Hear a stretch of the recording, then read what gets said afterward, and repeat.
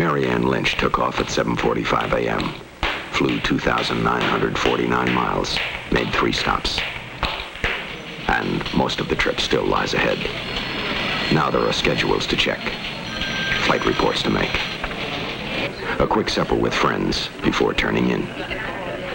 Next morning, on the go again at 6:15. Then St. Louis, Cincinnati. Finally, New York.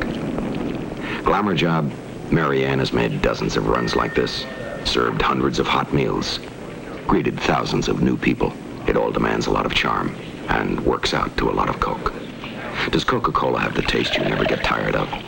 Do we mean it when we say Coke is always refreshing? Is things go better with Coke after Coke after Coke just a slogan? Write Miss Mary Ann Lynch, Trans World Airlines, Box 7144, St. Louis, Missouri. She'll tell you.